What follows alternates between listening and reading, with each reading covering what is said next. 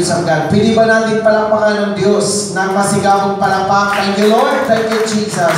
Hallelujah. At sabi mo sa katabi mo, hello, blessed. Hello, blessed. Sige, sabi mo, hello, blessed. Hello, blessed. As what I said, as you speak sa katabi ninyo, nangyayari yan, mga kapatid. Okay, with faith, with boldness and confidence, kinagawaan natin, kinagawaan, kinasanayan na tayo ay magdeklara ng mga mabubuting bagay. Okay, sabi po natin, thank God I am prosperous. Because I'm blessed by the Lord. Sabi natin, greatly blessed, extremely blessed, highly favored, deeply loved. Sabi mo, thank God I am your child. I cannot be denied. I am your beloved. Everything in my life is well. Sabi natin, my life is well. My family is well. My job is well. My business is well. In the presence of God, nothing is missing. Nothing is broken. Sabi natin, all is well.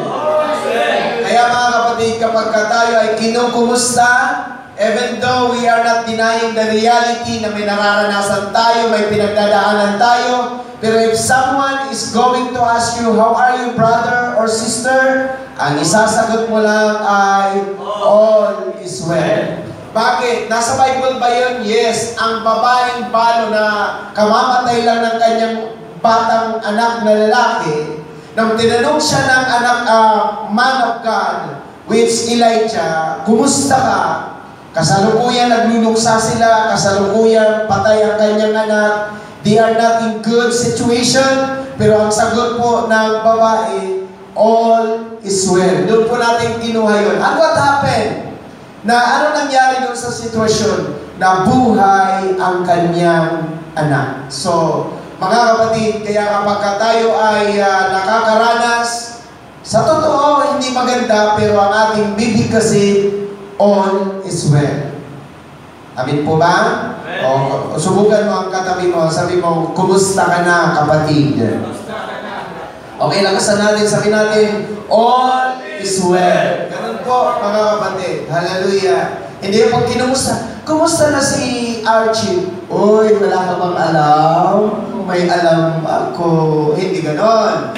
Mga kapatid, because ang lagi nating sasabihin, all is well. Amen?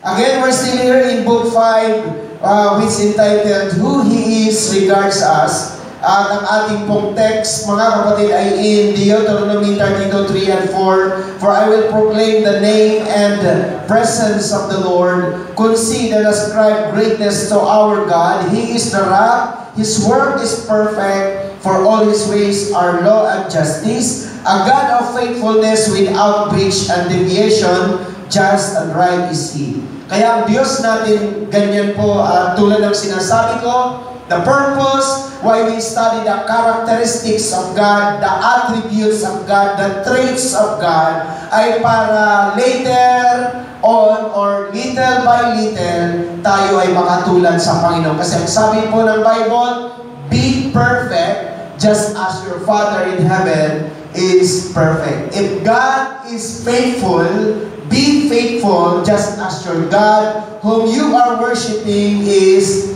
faithful. Mga kapatid, part 1, inaral natin siyang Diyos na ating tagapamagitan. He is the God, our mediator, in 1 Timothy 2:5. Part 2, siyang Diyos na ating tagapatnugon. He is the God, our leader, in Psalms 31:3. And part 3, siyang Diyos na ating tagapagtanggol. He is the God, our advocate, in 1 John 2:1. And part 4, siyang Diyos na ating tagapanalangin. He is the God, our intercessor, in Romans 8:34. In part 5, siyang Diyos na ating tagapangalaga. He is the God, our pastor. And that was last Sunday. At ating tinalakay ang 5 G, mga kapatid. Jesus the great shepherd, Jesus the guarding shepherd, Jesus the guiding shepherd, Jesus the gentle shepherd, and Jesus is the good shepherd. Yan po ang Diyos, ang ating dakilang pastor. Hallelujah. Tulad po ng aking sinabi last Friday, ay hinatid namin si Pastor Jess sa kanyang huling hantungan at talagang malungkot dahil on our side bilang mga pastor, tulad ng sinasabi ko, ang mga pastor ay mga kabilang sila sa mga endangered species. Paubos na po kami, kaya sabi po ng iba kasi identified kami ni Pastor Noel, 3 kami laging nagkakapi sa coffee pit. At si Pastor Jess, lagi ko yan yung pinag-drive kasi pag kami hindi na siya masyadong nakakakita. At ngayon, pag wala ako, tatanungin niya si Pastor Jess, nasaan si Two Lights? Pag ako naman na nandun, wala si Pastor Jess, tatanungin sa akin, asan si Pastor Jess? Ngayon, 2 na lang kami ni Pastor Noel. Ang sabi ng iba, sino kaya ang susunod sa inyo? Ang sabi ko, walang susunod sa amin. Amen? Bakit? Kasi ang langit can wait. Praise God. Marami pa ho tayong ministry na gagampanan, marami pa tayong ministry na gagawin, hindi pa ho tayo tapos sa ministeryo ng ating Panginoon. But again, mga kapatid, ang dakilang pastor natin ay walang iba kundi ang ating Panginoon Kristo ay pastor na mabuti, pastor, mga kapatid, na dakila. Okay, and this morning, tayo po ay nasa part 6. Medyo halos nangangalahati na tayo. Siyang Diyos na ating tagapagkaloob. He is the God, our provider. In Genesis 22:14, ito po ang wika ng Biblia. At pinanganlan ni Abraham ang dakong yaon na Jehovah Jireh, gaya ng kasabihan hanggang sa araw na ito, sa bundok ng Panginoon ay mahahanda. So Abraham called the name of that place, the Lord will provide. And it is said to this day, on the mount of the Lord it will be provided. We all know the story of Abraham. Ito po yung istorya na the Lord asked Abraham to sacrifice his son Isaac. Ang sabi niya, ihandog mo ang pinaka-iisa mong anak, pinakamamahal mong anak. And again, mga kapatid, ang lugar na tinutukoy na ito ay Mount Moriah. Itong Mount Moriah na ito ay 3-day journey. 3 araw na paglalakbay. At ngayon, because Abraham obeyed, because of his faith to God, hallelujah, and he has sufficient time na mag-change mind. Biro mo, 3 days na paglalakad, papunta po doon sa Mount Moriah, at mayroon siyang sapat na panahon para magbago ng kaisipan. At doon sa 3 araw na yon, paulit-ulit na tinatanong ng kanyang anak na lalaki na si Isaac, Ama, mayroon tayong panggatong, mayroon tayong apoy, mayroon tayong kutsilyo, saan ang ihahandog? Anong sagot ni Abraham? God will provide. Another an hour na naman, nagpapahinga sila, tanghaling tapat, nagtanong na naman sa Isaac, same question, same answer din ni Abraham, God will provide. Dumating ang gabi, matutulog sila, nagtanong na naman ang kanyang anak, praise God. On the first day, sabi na naman ni Abraham, God will provide. The following day, the second day, same thing. Laging tinatanong siya ng kanyang anak, but Abraham never changed his words. Lagi niyang sinasabi niya, God will provide. God will provide. At again, it is impossible na ang Moriah ay magkaroon po ng tupa. Kasi ang mga tupa, ayaw nila ng mga matataas na lugar. Gusto nila yung patag na lugar. It is impossible na magkaroon ng tupa sa ganong 3-day na pag-akyat ng bundok. Ngayon, mga kapatid, dahil sinasabi ni Abraham, God will provide, nung naandun na sila, tinalihan ang kanyang anak, at inilagay na doon sa ibabaw ng altar, at parang sasaksakin na ng kanyang ama, kasi sasakripisyo siya, ihahandog, biglang may nagsabi na tinig sa itaas, huwag mong saktan ang iyong anak. Tapos, pagtigil ni Abraham, nakita niya ang isang tupa na ang sungay ay doon sa isang puno. So, again, Pagka tayo ay ulit-ulit na sinasabi natin God will provide, it will happen. Kaya tayo, hindi tayo nagsasawa, all is well, all is well, all is well. At tayo din, darating ang panahon that everything will. Amen? O sabi mo nga sa katabi mo, sabihin mo lang lagi. So, dito sinabi ni Abraham, ang lugar na yon ay God will provide. Sabi mo ulit sa katabi mo, God will provide. Hallelujah. Amen? Praise the Lord. Okay, so dito po, mga kapatid, sa heart of God's attribute, God will provide shelter for His people. Ang mga ibon nga, mayroong pugad. Tayo pa kaya hindi bigyan ng pugad. Tulad ng sinasabi ko, huwag kayong mawawala sa linya. Ayaw ng Lord na forever tayong mga mangungupahan. Tama? Forever tayong palipat-lipat ng titirahan. Hindi. Gusto ng Diyos na tayo ay magkaroon ng tinatawag na shelter. And then, God will provide sustenance for His people. Kita niyo po, kahit sinasabi natin minsan, wala tayo, kapos tayo, pero nakakakain tayo pa rin. Tama? Hallelujah! Nakakakain pa rin tayo sa isang araw. And then, God will provide strength for His people. Lagi niyong tandaan, alam ng Diyos na minsan namihina tayo, naglulupay-pay tayo, but the God, the God whom we are serving, ay Diyos na nagbibigay ng kalakasan, and God will provide security for His people. Nagbibigay, asa na nandun na ako sa natutulog kay ate. Hallelujah. Security, and God will provide success for His people. Lagi po natin tandaan, ang nagbibigay ng tagumpay sa buhay ay ang Panginoon. Tama po ba, mga kapatid?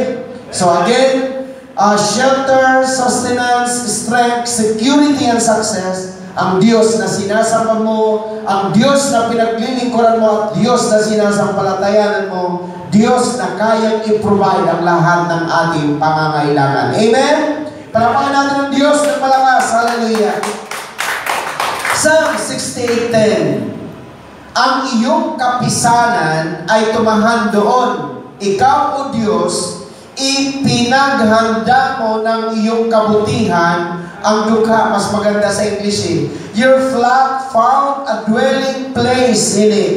You, O God, in your goodness, did provide for the poor and needy. Sino po ang may pangangailangan? Ang may pangangailangan ay providean ng ating Panginoon, because in your goodness did provide for the poor and needy. Hindi ba natin kailangan maging poor? Praise God, hallelujah. Kundi God will provide. Ipinakita lamang po ng ating Panginoon.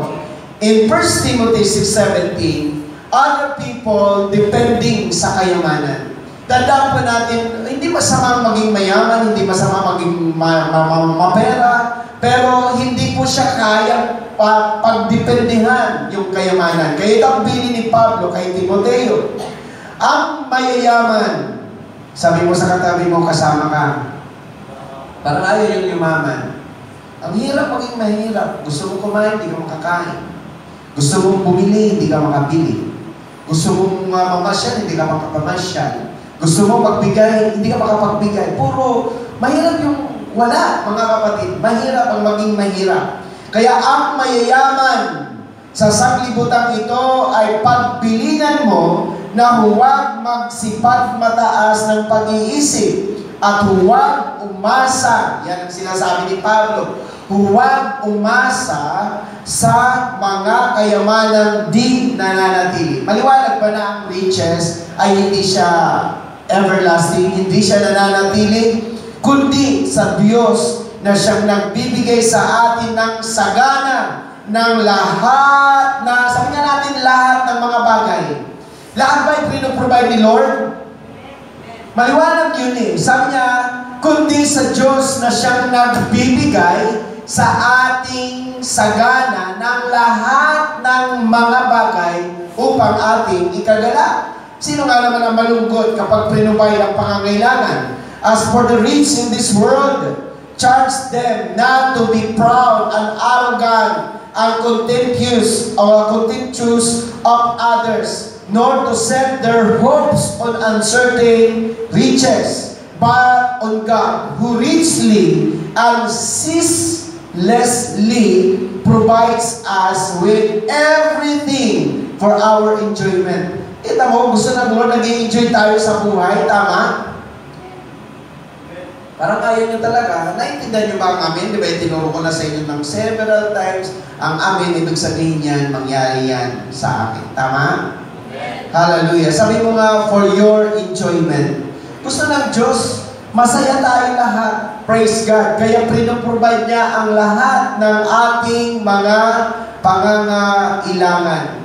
Natutuwa ako mga kapatid dahil sabi mo nga kay Lord, Lord, kung kalooban mo talaga mag-business ako, papangyarihin mo. Di ba? Sabi ko nga sa inyo na bago ako makabili ng mineral station, nag-pray ako kay God, Lord, kung mag-provide ka, mabibili ko. Di ba? Sabi ko nga sa inyo na provide agad sila ng pambili. Ito pa mga kapatid, nung nag-apply ako ng internet, na-trace nila sa Sabana na mayroon akong bayaring, Sister Joy, kasi pinaputol ko doon, mayroon akong arrears. So, hindi ako na-approve. Kasi yung sabi nga, babayaran mo na or nag-uusap yata kayo dyan, kapatid. Babayaran yata yung muna yung ano doon. Ngayon sabi ko kay Lord, Lord, kung gusto mo, walang kang pabayad kasi babayaran ko, ikukunik nila. Wala naman ako sa Sabana. So sayang, Sister Joy, di ba? Kasi pag binayaran yun, automatic makukunik yun. Kasi dinisconnect lang naman. So ngayon sabi ko, Lord, kung ikaw ang may kagustuhan dito, i-approve mo. Aba, pag kinabukasan, tumawag at ikakabit na yung internet. Kaya may internet na po ako ngayon sa Putol. Sa biyaya ng ating Panginoon. Ano po yun? Fiber 200 Mbps. Praise the Lord. 1.5 monthly lamang po yun. 200 Mbps, kaya medyo malakas kasi maraming CCTV ang ilalagay ko doon. Kasi maging dito, ina-apply ko na rin po dito kasi para nakikita ko yung mga nag-chill lang, para magsasalita ko doon sa camera, hoy, huwag ka matutulog, tulad ni Christian, natutulog yan doon. Dalawang beses ko na naabutan yan. Kaya, makakapagsalita ko doon sa camera. Tama? Kasi ganito yun mga kapatid, tulad ng sinasabi ko, kaya mamaya pupunta dyan si Sarah. Sabi ko, mag-usap tayo kasi dinemand nyo ako ng sweldo, I have also the rights to demand the sales. Hindi naman pwede na habang buhay, mag-aabuno ako. Tama? So kung ako ay dinidemand nyo ng sweldo, ibibigay ko inyong demand, ibigay nyo rin ang demand sa akin. So yun po mga kapatid, magdidimandahan kami. Praise God. So we have the demand kasi hindi naman pwede mga kapatid na halimbawa 400 ang isa, 400 silang, 800 silang dalawa, ang sales 900 lang, hindi pwede. Kasi again, ang kuryente namin Sister Joy, 7,000. Sabihin natin 15,000 ang rental, 22,000. Praise God. I-divide nyo po yan sa 26 days kasi wala kami pasok ng linggo Ilan ang dapat mapalabas na pang-renta at pang-kuryente sa isang araw? O plus sweldo. O yun ang sinasabi natin na ang pagninegosyo hindi mo ganoon kadali. Praise the Lord. Amen? At isa pang dagdag, sabi ko kay Lord, bibila ko ng kolong-kolong kasi pag nag-iisa ako, Sister, pero mo 3 days nag-isa ako doon. Hallelujah. Ay talagang naghirap ako, pagod ako sa kapapadyak-padyak. Pag-travel talagang nagiging paglaban yung kulong, talagang nanakit yung aking sabi ko kay Lord, bigyan mo ako ng bagong kulong. Ngayon, ang nangyari mga kapatid, nag-apply ho ako sa Guadson, Sister Joy. Ngayon, sabi ko kay Lord, kung ma-approve agad to, sabi ko, kalooban mo talaga, Panginoon, na mag-business ako. Alam niyo po ba, nag-apply ako ngayon? Pag kinabukasan, tinawagan ako, pumunta ka na, approve na po kayo. So, ngayon may bagong kulong-kulong. May masarap i-drive kasi FI na po siya. Hindi ka na magpapadyak. Hallelujah. 175 po yan, naka-Kawasaki. Hallelujah. Kaya malakas yan. Sarap i-drive kasi magaan lang, Sister Joy. Sabi ko, bago po ipagamit yan sa mga gagamit, kailangan mayroon kaming kasunduan na hindi niya ipaparurot yan. Kasi pag nasira yan, paghahati kami ng pampagawa. Kasi kapag wala pong accountability ang gumagamit, Sister Joy, wawaswasing anuhin lang yan. So, yun po ang tinatawag natin. Sabi ko, grabe, laging approve, laging approve. Sabi ko talagang gusto ng Panginoon. At sabi ko kay Lord, ngayon lang yan, medyo nag-aabuno ako. Pero hindi ako papayag na habang buhay, mag-aabuno tayo. Tulad kahapon, nakausap ko, hinahangaan pala ako ng mga kapatid natin sa Rema. Sabi niya, bilib kami kay Pastor Lito dahil si Pastor Lito hindi tumatanggap sa church, siya pa ang nagbibigay sa church. Yan, sabi ko, actually sabi nila, nag-i-encourage ka nilang bawat isa. Si Pastor Lito nga, nag-iisa na i-provide ang pangangailangan ng church nila. Tayo pa kayo, nag-aambag-ambag kasi sila, Sister Joy, ng pangpunta sa church. Nag-aambag-ambag sila sa pangtubig, pangkuryente. Dito, hindi ko ginagawa kasi dati nag-ambag-ambag na kami. Wala pang naiambag, nagkatisuran na. Di ba, Sister Joy? Wala, hindi pa nakapagbigay. Ikala niya, 300, 200. Wala pa naman nalikom, pero natisod na ang lahat. So sabi ko, hindi na ako mag-aambag-ambag. Hayaan ko si Lord ang gumawa ng kapamaraan. At isa pa ho ang aking nakikita ko yung mga permasyon. Nakikita ko sila sa Sister Joy, tapat sila sa trabaho nila. Ba't sa akin hindi makapagtapat? Pag sa ibang tao, maayos magtrabaho. Tama? Bakit pagdating sa akin, wala lang. Basta bahala kayo sa buhay nyo. Tama? So, again, God is still doing good. May mga, pinag-pray ko ngayon ang mga ipapadala ng Lord, yung mga tao na maayos, mga tao na magtratrabaho talaga ng tama. Kaya, babalik na po ako ng Sabana, Sister Joy. Dahil mayroon na po doon, mayroon ng CCTV, ito magkakaroon ng CCTV. So, babalik ako ng Sabana, doon po imumonitor ang lahat. Praise God. Dito lalagyan rin po natin ng Wi-Fi para namumonitor ko yung mga nagpa-practice, yung mga naglalampungan lang, yung mga pumupunta sila doon sa likod, Sister Joy, doon sa parang gusto nila gumawa ng baby doon sa likod, doon sa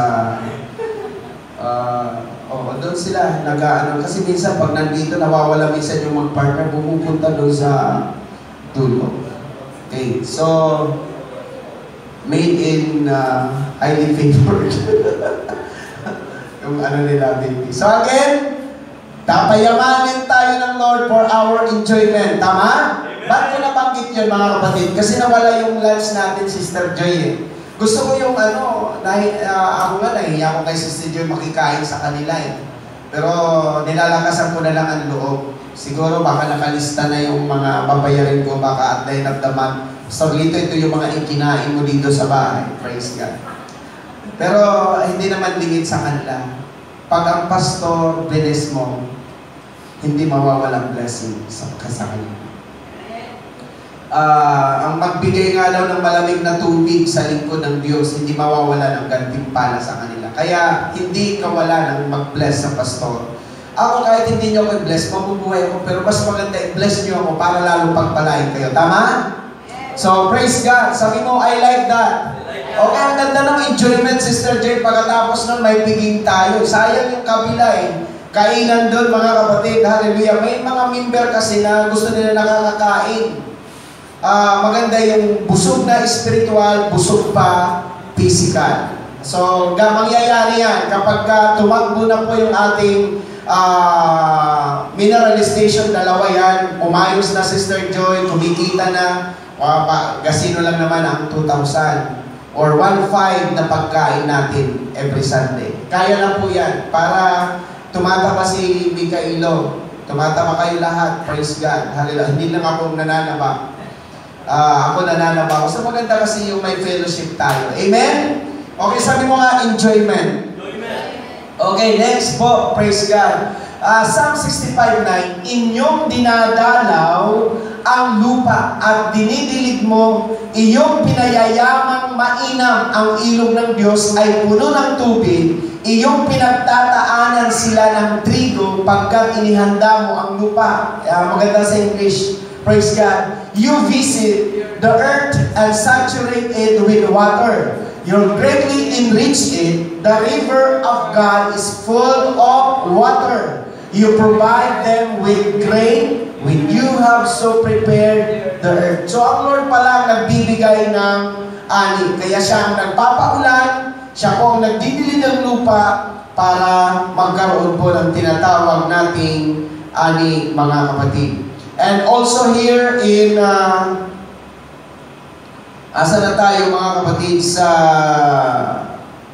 2 Peter 1:11, sapagkat sa gayon, sabi mo para sa atin to, sapagkat sa gayon ay ipinamamahagi ng sagana sa inyo ang pagpasok sa kahariang walang hanggan ng Panginoon natin at tagapagligtas na si Hesus Kristo. Thus, there will be richly and abundantly provided for you entry into the eternal kingdom of our Lord and Savior Jesus. Gusto ko lang i-emphasize mga kapatid. Pag nag-born again ka, aalisin ka sa kaharian ng kadiliman. Saan ka dadalhin? Sa kaharian ng ating Panginoon. Kasi sa kaharian ng kadiliman, naandun ang kahirapan, naandun ang kasakitan, naandun ang kakulangan, naandun ang lahat, mga kapatid, ng negatibo. Pero inilipat ka ng Lord sa kaharian ng Diyos para maranasan ang buhay. Tingin kayo ha, sa kaharian daw ng Diyos, mga kapatid, pinubay ng Lord ang kanyang kaharian kasi in the kingdom of God, everything will be provided. Tama ba? Tama ba? Pag nasa kaharian ka ng Diyos, ngayon ang tanong, sino ba ang lumalabas at pumapasok sa kaharian? It's your choice. Kaya if you want everything to be provided, stay in the kingdom of God. Tama? Pagka lumabas ka sa kingdom ng Lord, it's your choice. Kaya lang, wala ang provision ng Panginoon kasi naandun lang ang jurisdiction ng Lord sa kanyang kingdom. Kaya we need, mga kapatid, to stay in the kingdom of God for us na ang lahat ng ating pangangailangan will be provided. Tatlong bagay ang ating pong tatalakayin ngayon. Ang tawag ko dito ay PMS. Ang PMS, mga kapatid, ay ginagamit ito sa mga automotive na pag-change oil ng regular. Yung mini-maintain ang sasakyan ng regular. Tama ba? Praise God. Kino-condition ang sasakyan ng regular. Number one, God provide all for our physical needs. Physical. Sabi nga ninyo, physical. Genesis 45:10 hanggang 11, at ikaw ay tatahan sa lupain ng Gosen. Ang sabi niya po kay sino ito? Kay Abraham. At malalapit ka sa akin. Gusto ng Lord yung lagi tayong malapit sa Kanya. Ikaw at ang iyong mga anak at ang mga anak ng iyong mga anak hanggang kapu-apuhan at ang iyong mga kawan at ang iyong mga bakahan at ang iyong buong tinatangkilik. At doon kakandiliin kita sapagkat may 5 taong kagutom pa, baka ikaw ay madukha, ikaw at ang iyong sambahayan at ang lahat ng iyo. So sabi dito mga kapatid sa English, sige, praise God, sabi niya, you will live in the land of Goshen and you will be close to me. You and your children and your grandchildren, your flocks, your herds, and all you have. And there I will sustain and provide for you, so that you and your household and all that yours may not come to poverty. Ayun ang Lord na maghirap. Will not come into poverty and want. For there are yet 5 more years of the scarcity, hunger, and starvation of famine. So ito po ay angka ng Israel, headed by Jacob, na gusto nilang tumira sila sa Goshen.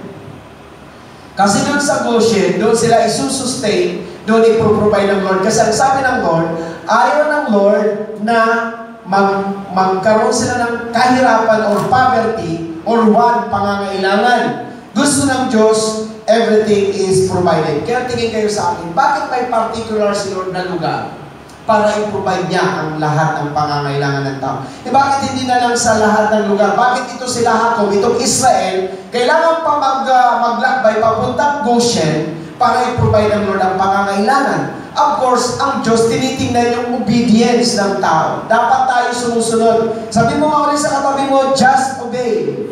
Umusunod lang tayo mga kapatid. Walang problema sumunod kay Lord. Pagpapalain tayo ng ating Panginoon. Hallelujah. So, dito mga kapatid, ayaw ng Diyos na magkaroon tayo ng poverty. That's physical. Ang kahirapan. Ayaw niya yung may want tayo. Gusto ng Lord, everything ay mayroon tayo. Amen? Sino gusto ng maraming pera? Hallelujah. Sarap ng maraming pera. Praise God. Hallelujah. Natatakot ako doon sa kutod kasi yung ano pala no, street na pala Sister Joy. Lahat pala mga adik yung mga nakatira doon. At pumapasok daw sila sa mga bahay, pinagnanakawan. At so happen, mabuti nga lang mga kapatid, may aso ako kasi napasukan ako, nakalimutan ko ilak yung gate, Sister Joy, nakatulong ka sa sobrang pagod. Yung bag ko nakalagay lang doon sa mesa. At mayroon akong nandun sa bulsa na 2.5. Pagtahon ng aso, palabas na siya. Nakuha yung 2.5. Kaya mahalaga ko talaga doon na pero sinasabi ko nga, ang Diyos pa rin ay mabuti. Dahil pera lang ang gusto nila eh. Hindi naman ako ang gusto nilang rapin. Hindi naman nila ang gustong gusto lang nila pera. Ang mga adik, pera lang ang kailangan nila. Kaya nagnanakaw sila dahil sa pera. Pero ngayon, mabuti ang Panginoon dahil magkakabit na po tayo ng CCTV. Lahat ng mga nangyayari doon ay maano natin. Praise God. Amen? Hallelujah. So, pag-pray nyo po, dahil 4 na pulong ang ilalabas po natin. Puro bago po yan. 2 dito, bago po doon para madali o mag-deliver, Sister Jan, di ba? So, kaya po ng ating Panginoon yan. So, dito kasi, ang sabi ng Lord, ayaw niya na maghirap tayo. Ayaw niya na maging poor tayo. Magkaroon tayo ng poverty. Matindi yung salitang, po mga kapatid, scarcity, hunger, starvation. Pag sinabing scarcity, o yung hunger, yung gutom, may mga tao kasi namamatay ng gutom, starvation of famine. Hallelujah. May mga paghihirap, mga kapatid, or starvation, yung parang nag-i-starve ka. Hallelujah. Alaala ko tuloy yung mga panahon na wala kang makakain, Sister Joy. Talagang, kahit kaunti lang, talagang malagyan lang ang iyong sikmura. I don't know kung nakaranas kayo ng gano'n na kahit hindi ka mabusog, malagyan lang ng kaunti ang iyong sikmura. Ang tawag dyan is starvation. Hallelujah, starvation. Dito busog ka na, gusto mo pa lumamon, nakakakain ka pa. Yun naman po ay gluttony. Iba naman po ang starvation sa gluttony. Gluttony, katakawan na po yun na sumusuka ka na sa busog. Kain ka pa rin ng kain. Pero ito naman, starvation, yung hindi ka nga makabusog. Sabi nga ng iba, hanggang lalamunan lang. Pero yung malagyan ka lang ng kaunti. Dati-dati naalala ko sa amin, Sister Joy, talagang sasabihin ng nanay ko, okay, mga anak, magpakulo kayo ng tubig, malagyan man lamang ng mainit ang ating sikmura. So talagang yun ang tinatawag natin na starvation.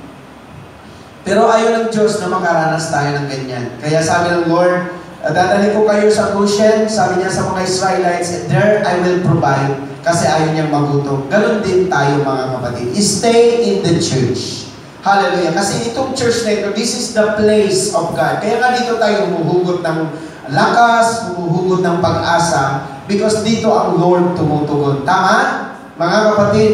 And then, pangalawa, kaya nga sabi namin kay Sister Joy, huwag kayong mawawala sa church. Pag may problema ka, attend ka lang ng attend.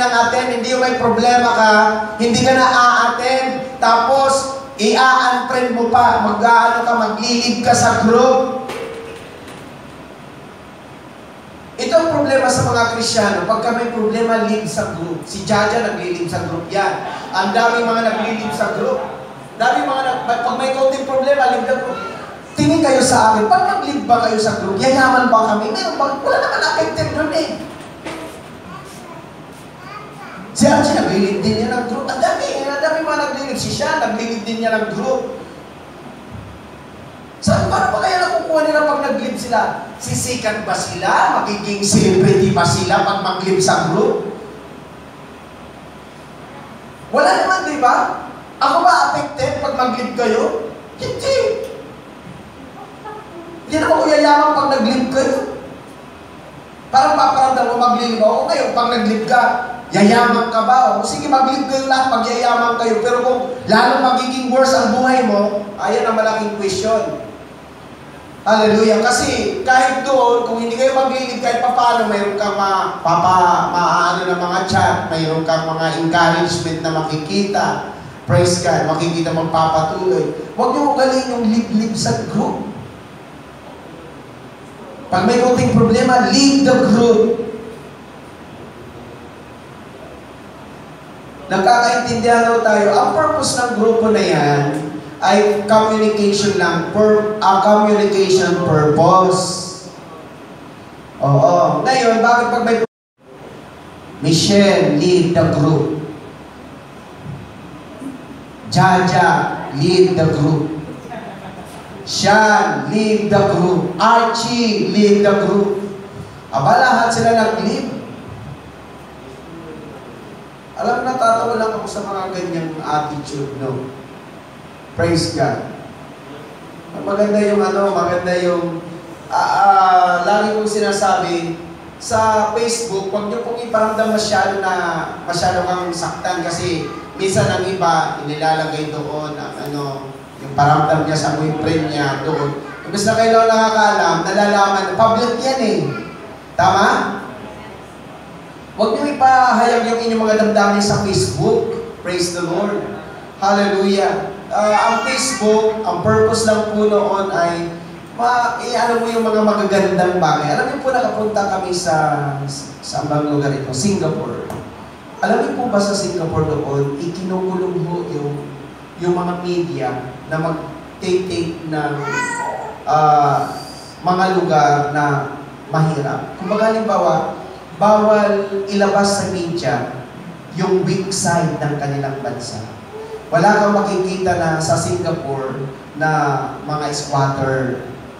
Wala kang makikita sa Singapore na mga nagpapalimos na imimidya. Pero ang realidad, mayroon silang mga nagpapalimos, may mga squatter din po doon. Pero bakit hindi po ipinapalabas sa media? Kasi kasiraan ng kanilang bansa.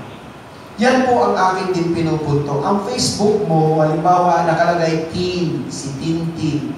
Iyan ay buhay mo yan. Dapat ang ilalabas lang doon ni Tintin, yung mga positibo. Huwag yung negatibo. Kasi it represents your life eh. It represents your life. Hallelujah. Hindi yung nababasa ko nung kay Christian, ang lamig ngayon, gusto ko magpainit. Yung mga ganun. Parang, yung mga ganyan, mga action. Joke lang yun, joke. Joke ko lang eh. Kasi madalas yan ang mga nababasa ko sa Facebook, praise the Lord. Hallelujah. Kaya, again, ang caption, parang ganito mga kapatid, mga Kristyano naman po kayo. Pwede po kayo mag-post, praise God. Natutuwa ko sa mga, tulad kay Mikaelo, yung minsan, kinocover niya yung pinipicturean nila ang kanilang mga sarili sa pag-music, tapos, it's Sunday. Ang ganda ng gano'n yung parang bang, okay Lord, thank you Lord. Yung mga ganyan, it-encourage, huwag po yung mga negatibo. Huwag yun, lahat tayo may negative, pero huwag yun ang ilabas. Positibo na lang lagi ang ilabas. O halimbawa yung isa, imbes na broken-hearted, thank God, I am now complete. I am in love again. Ayan. With the Lord. Yung mga ganyan, huwag yung broken-hearted, praise God. Hindi yung ipupus ni Mikaelo yung sasabihin niya, sino kaya ang magiging tsuwa ko ngayon? Hallelujah. Amen! Okay, again, gusto nag-join, mag-enjoy tayo, ayaw niya na maghirap tayo. Pangalawang punto, Sean. Praise God. Attribute, God provides all for our material needs. Sino gusto ng material needs? Hindi masama yumaman. Gusto ko Sister Joy, sabi naman ng Sister Joy, Pastor Lito, Sabi ko, may kwintas ko ngayon, ano lang yan, Pastor Lito, ano lang yan eh. Lalo na pag nagnininang yan, bumibili ng kwintas yan. Pero sabi niya, ano lang po yan, Pastor, ganyan. Pero darating ang panahon, mga totoo na yan, tama? Makikita mo ang singsing ni Sister Joy, puno yung kanyang lahat ng daliri, pati paa may mga singsing. Hallelujah. Praise God.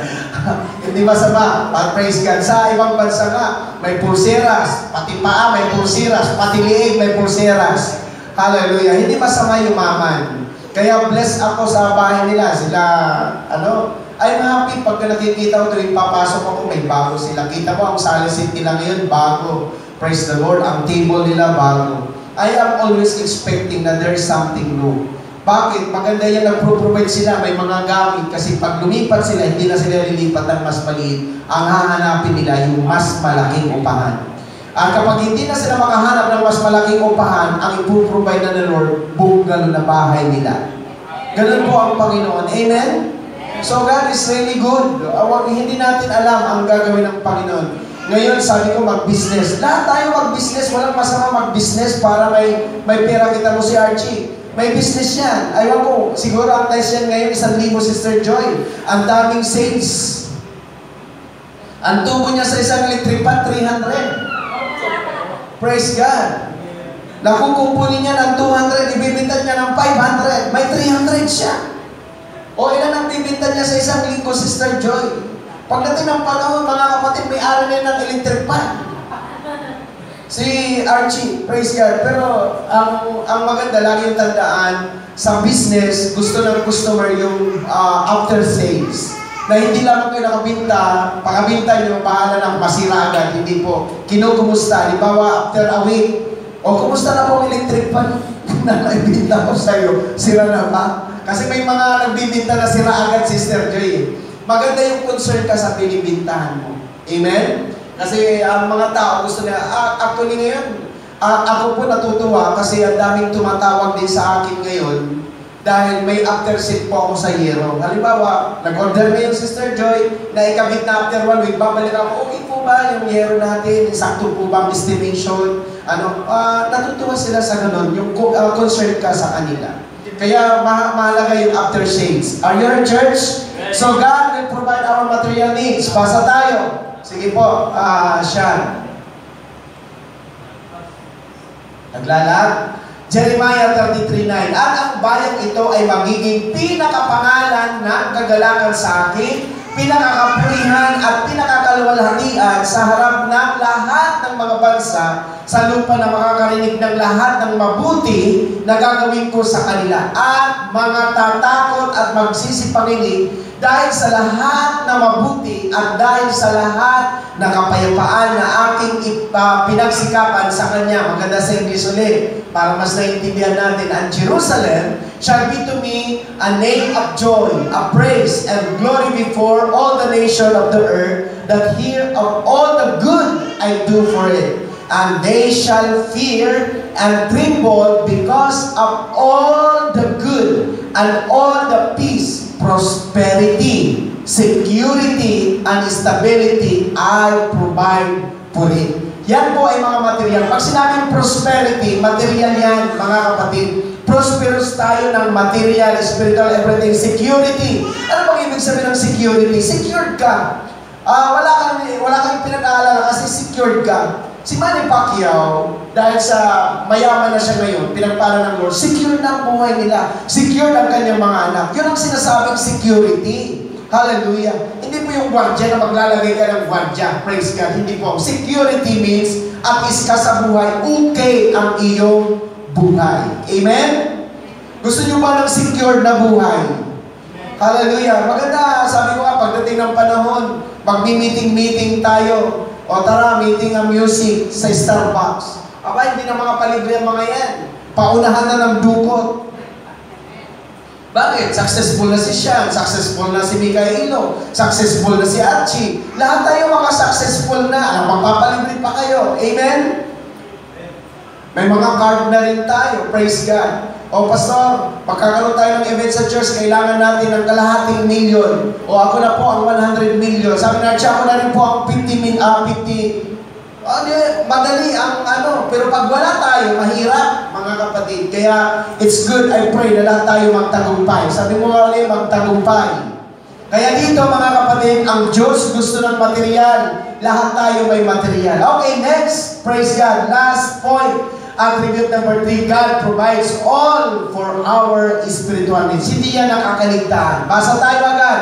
At sinigla ng takot ang lahat ng at niluluwalhati nila ang Diyos na sinasabi lumitaw sa gitna natin ang isang dakilang propeta, si Jesus po ang tinutukoy dyan, at dinalaw ng Diyos ang kanyang bayan. Sabi po dito sa English, profound and reverent fear seized them all, and they began to recognize God and praise and give thanks, saying, a great prophet has appeared among us, and God has visited His people in order to help and care for and provide for them. So spiritual po yan. Dumating si Jesus para sa kaligtasan ng tao. To care and to provide sa lahat ng ating pangangailangan spiritual. Kaya kapag tayo ay gusto ng strength, kailangan natin si Lord. Kapag gusto natin ang mga spiritual, emotional, mga kapatid, lagi natin sa Diyos tayo humuhugot. Lagi kong sinasabi yan, pag may problema ka, humugot ka ng lakas. Actually, sa kasal, wala pa tayong kakasalan ng Sister Joyce. Sino kayang mauna yung kasal dito? Baka si Mikaelo, no? Si Mikaelo siguro ay kakasal. Ang maaga o si Sean. Doon kasi sa kasal, sa seremonya ng kasal, may malaking kandila. Yung kandila na yun stands sa ating Panginoon. At ang mag-asawa, ay meron silang parehas kandila. Ngayon, di ba doon sa seremonya, ang gagawin ng nakapatay ang kandila ng dalawa ang nakasindi lang yung kay Lord, yung kay Jesus. Sisindi si Sean, doon sa malaking kandila, sisindi si Tin sa malaking kandila. So, lahat na sila may sindi. Ngayon, dati yung panahon, mapapatay ang sindi ng kandila ni Sean, sisindi siya ngayon kay Tin. At mamamatay din yung kay Tin, sisindi siya ngayon kay Sean. Anong ibig sabihin nun? Na pag panahon ng parang panahon ng kahinaan, pwedeng humingi si Tin ng kalakasan kay Sean. Pagka si Tin naman, si Sean naman ang nanghihina, pwede naman si Tin ang humingi ng kalakasan kay Sean. Pag parehas sila nakapatay, pwede silang humingi ng kalakasan sa Panginoon. So, lagi natin tandaan na sa panahon po ng spiritual needs, may Diyos na pwede nating hugutan ng kalakasan. Kumbaga, pag nakakaramdam tayo ng panlulupay-pay, Lord, strengthen me always. Maging bawat isa, nagpapalakasan tayo. Tama? Magpalakasan tayo, hindi po yung para bang kanya-kanya tayo. Palakasan tayo sa Panginoon. Praise the Lord. Hallelujah. Kaya sama po natin, PMS, God provides for our physical needs, and God provides for all of our material needs, and God provides for all our spiritual needs. Yan po ang PMS. Last verse. 2 Corinthians 9:10, at ang nagbibigay ng binhi sa naghahasik. Medyo gusto ko lang emphasize. Ang nagbibigay ng binhi sa naghahasik. Balik na rin natin. Kung hindi ka naghahasik, hindi ka bibigyan ng binhi. Still here? Nandito pa po ba kayo? So, ang nagbibigay ng binhi ay Diyos sa nagtatanim. Dadalhin natin, sabi niya dito, at ang nagbibigay ng binhi sa naghahasik at tinapay na pinakapagkain ay magbibigay at magpaparami ng inyong binhi upang ihasik at magdaragdag ng mga bunga ng inyong katuwiran. Maganda sa English. And God, who provides seed for the sower. Again, ang pinoprovide ng Lord ng seed ay ang mga sower. Kung hindi ka sower, then God will not provide you a seed. Ang nagkarugtong sabi niya, and bread for eating will also provide and multiply your resources for sowing and increase the fruits of your righteousness, which manifests itself in the active goodness, kindness, and charity. Mga kapatid, tingnan natin sa last slide. Praise God. Hallelujah. Ito po ang ating tingnan. Okay na? Yan. He provides seed. Lagi yung seed. Sino ang binibigyan ng seed? Sino ang binibigyan ng seed? Ang nagtatanim. Tama? Sabi mo, nagtatanim. Baliktarin natin, ang hindi nagtatanim, hindi bibigyan ng seed. So, He provides seed and multiplies your generosity. Marami kang matutulungan, marami kang mabibigyan kapag pinagpala ka ng Panginoon. He provides seed and multiplies your resources. Ano ba yung resources? Pinagkukunan ng kabuhayan. And lastly, He provides seed and multiplies your bread. May tinapay yan. Ang ganda na linggo na hindi pa ubos ang iyong pagkain.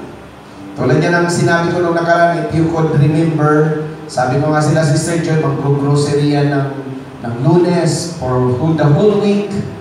Praise God. Sabado na, hindi pa nila maubos yung pinag-grocery nila. Hallelujah. Sabi ni Brother Roque, mag-grocery ka ulit. Hindi pa ubos. Ang sasabi ni Sister Joy, sige, lahat ng mga natira dyan, ipamigay natin. At mag-grocery tayo. Pag nag-grocery sila, 4 na cart sa pure food. Matindi.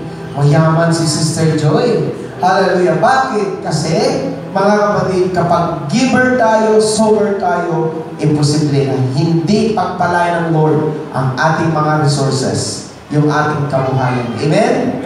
Hallelujah. Sige po, tayo lahat, mga kapatid, at pasalamatan natin ang Diyos sa Kanyang kabutihan sa ating mga buhay. Hallelujah.